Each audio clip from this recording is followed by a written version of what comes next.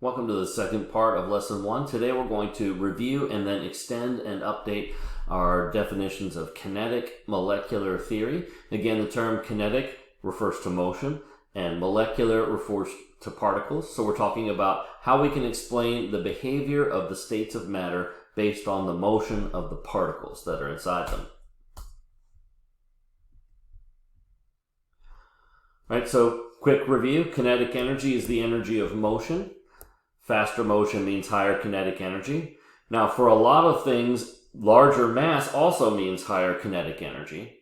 But for the particles of matter, which are very, very small and have very low mass, we typically don't talk about the effect that mass has on their kinetic energy. In other words, we disregard the mass because it's so small, and we focus on the speed of movement of the particles. So let's start with gases, which is going to be our main focus for this unit, and then we'll just sort of tie up the solids and liquids discussion at the end of this. Gases, we already know, have an indefinite shape, so there's no fixed shape for a gas. It takes a shape from whatever its container or its surroundings are. Gases also don't have a definite volume. The volume is indefinite or not fixed. If I release a gas from a small container in the room, it'll spread throughout the entire room. And so gases can change volume and spread out into whatever space they're allowed to. Now, gases are compressible, and that's an important item for our discussion today. I can take a gas from the room and squeeze it into a small container. So that's the reverse of the previous example. This is how we get gases into small containers, pressurized containers like aerosol spray cans, scuba tanks, and things like that. We squeeze the gas down into the small container. So we can compress a gas, and in doing that, we can change its volume very significantly. We do that by applying pressure to it. So I apply pressure to the gas, and then the volume gets smaller, which is something we'll talk about again in our next lesson. Gases can also be mixed together. This is common in many different applications, and of course it includes the air around us, where we have oxygen, nitrogen, and other gases all mixed together. Now, when I mix gases together, right, it's more like dissolving salt in water than it is like mixing oil and water. Right? So if I mix oil and water, then there are separate layers that they form. They don't mix together. But if I mix salt and water and stir them up, then I get a complete distribution of the solid within the water.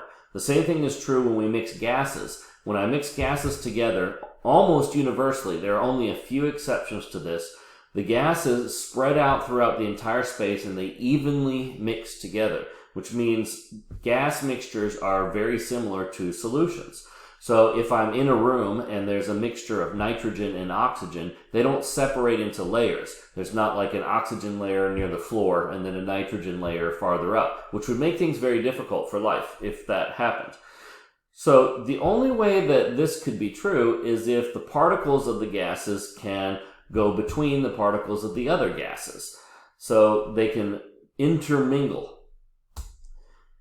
In order for that to be true, the particles have to be able to fit in spaces between the other particles, right? So this is a strong piece of evidence for the existence of atoms. And in fact, this was the major piece of evidence that moved us into our more modern understanding of atoms, happening in the late Renaissance, all the way towards, say, about the 1800s. When we reached that point and scientists realized that gases could mix with each other and that each gas would spread out and fill the entire space and that all of the gases would be mixed together through all of the space.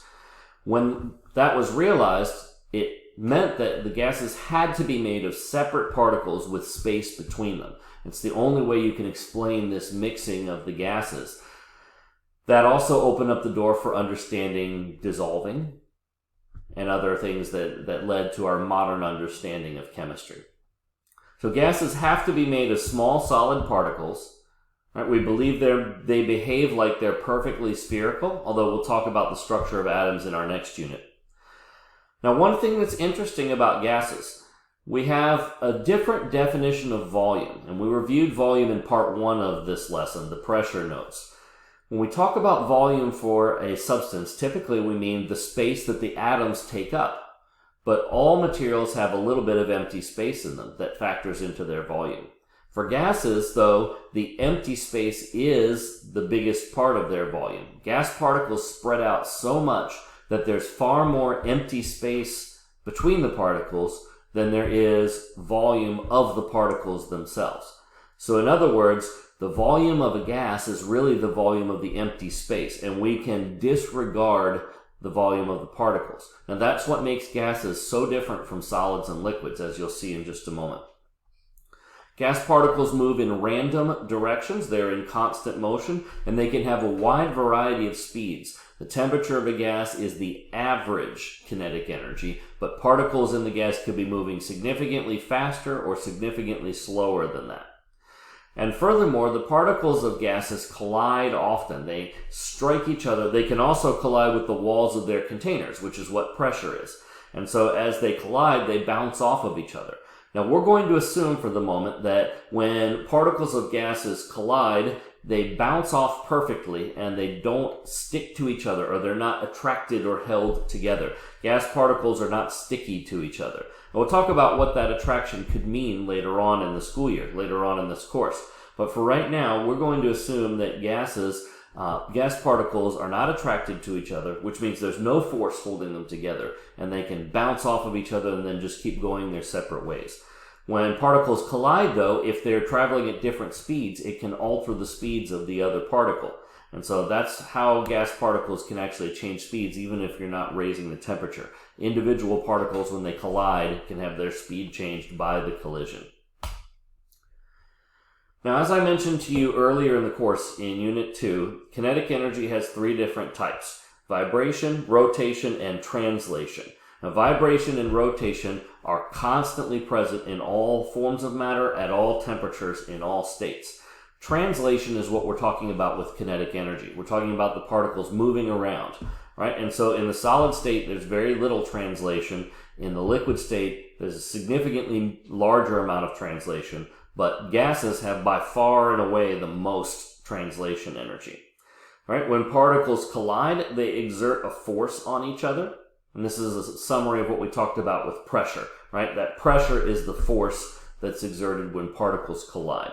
So they can exert, particles can exert force on each other, or they can exert force on the container or the walls of the container around them. In fact, when the air strikes our skin, we feel a force. You just don't consciously feel that every day because you're used to it, but that's the force of air pressure. And then, of course, if that force is increased or decreased, or if we have wind moving the air particles or whatever, then we can sense that from the collisions. Absolute zero is the lowest possible temperature that we're aware of. It's negative 273 degrees Celsius, or 0 Kelvin. All right, so that's the temperature at which kinetic energy becomes zero. Now remember, kinetic energy is solely based on the translation movement, moving from one place to another. And so that means that the particles would not be able to move around each other, but would essentially be held in place or standing in place. So that means nearly all substances form solids when you get to absolute zero. The only exception that I know of is liquid helium. Helium remains a liquid even at absolute zero because its vibration is so strong that it is able to keep the particles in the liquid state.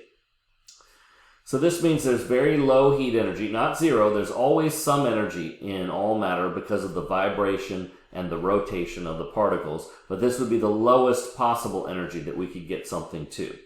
Right? And so at absolute zero, nothing would be compressible. You can't squeeze things any closer together because the particles are already as close together as they can get. So here's our full kinetic molecular theory, which relates to gases, and that's why we're studying gases. Then it'll be a real quick wrap-up of liquids and solids to finish. All matter consists of particles. That's where the molecular term comes from. The particles are in constant motion. That's where kinetic comes from. Gases particles have random motion. Liquid particles vibrate around a shifting point, so they move back and forth, but not very far because they're crowded and they can collide with each other in the liquid state as well. And solid particles are in a fixed point, and they vibrate around that fixed point, so they're not able to move past each other.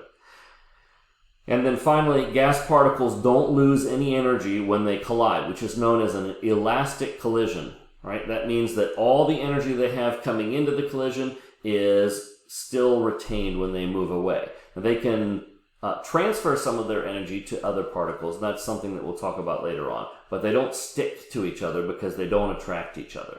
Now that's going to become a discussion for later in the year. We're going to talk about why particles might attract each other, and then we're going to talk about what could happen to gases if that wasn't true, so if there were exceptions to this simplified view here.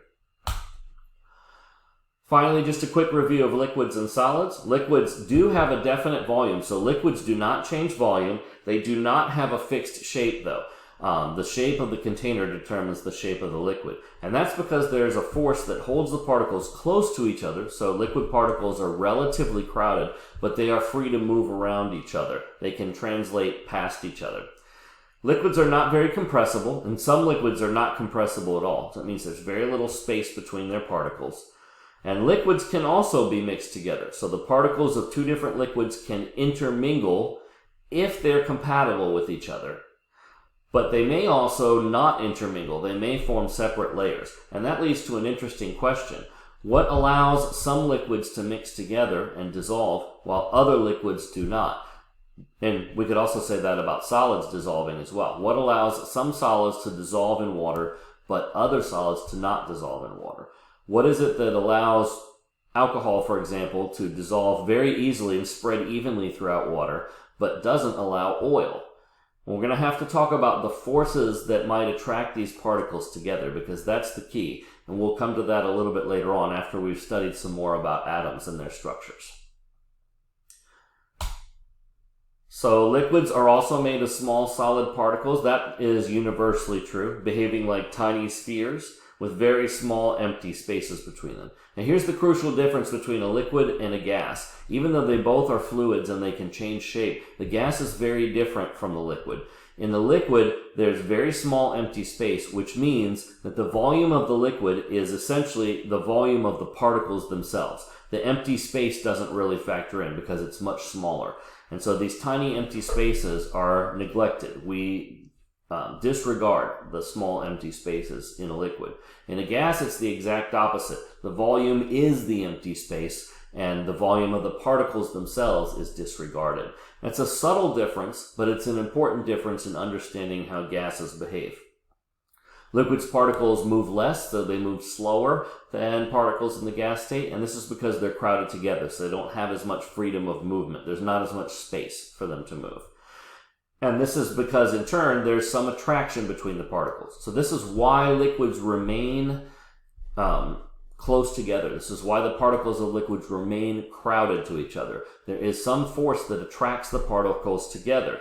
It's weaker than the force of a solid, but there's still enough force to hold the particles in the liquid state. Now we need to study that again in the future. The kinetic energy in liquids is very similar to gases, with the difference that the freedom of movement is much larger in the gases, so they have the same three types of movement: translation, rotation, and vibration. When we talk about boiling, it means the particles are moving too fast to stay close to each other, and they begin to escape. The speed of the particle becomes faster than the attraction can hold them in place, and so they separate and spread out. Now this escape can also happen at lower temperatures. So remember, boiling happens at a specific temperature, 100 degrees for water, and the temperature remains constant during the boiling. But evaporation can happen at lower temperatures.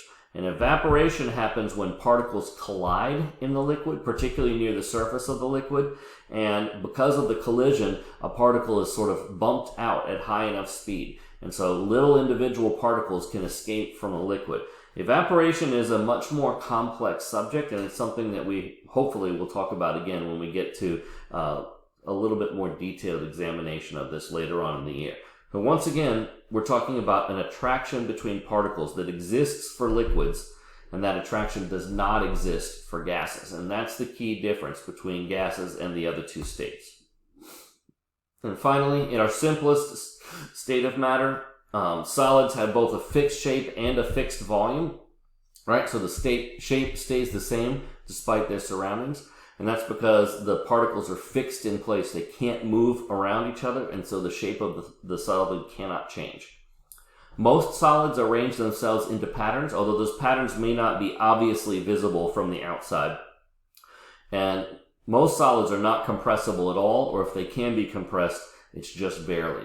Sometimes people think of the example of a sponge, but when I squeeze a sponge, I'm not really squeezing the solid. I'm not decreasing the volume of the solid part of the sponge. It's the airspace that's inside it that allows the sponge to get to a smaller shape. Solids, again, made of small solid particles. They behave like spheres with small empty spaces between them. So again, we neglect the space between the particles, and the volume of the solid is just the volume of the particles. The space doesn't factor into it. Solids have strongly attracted particles, and so there's a strong force holding the solid particles together, much stronger than the liquid. And then, of course, the gas has no such force, or at least that is the assumption made by our theory. Every particle in a solid is locked into its fixed place, and it cannot move out of that. It can vibrate within that fixed place, but it can't move out of that. With kinetic energy and solids, we really only have vibration, and I'm sort of neglecting rotation here because we don't ever really factor rotation into this, but we think only really about the vibration of the solids. So they can't translate, but they can vibrate in place. If I'm melting a solid, then it means the particles are vibrating too fast to stay close together. The vibration energy is causing them to break out of the rigid structure of the solid. And so then that kinetic energy, that vibration, is greater than the attraction between the particles. And so therefore, we are able to separate the particles and break them down into a liquid. That gives them more freedom of movement. Pressure actually has a small effect on melting point, and it has an effect on the boiling point of liquids as well. And that's something that we'll detail later on in the year. So that is the largest level of detail that we can give about states of matter right now, understanding that our main focus is on gases. As we go through the unit, hopefully this will start to click in with you and you'll see how this applies to the things that we're doing down the line. But that's a topic for another day.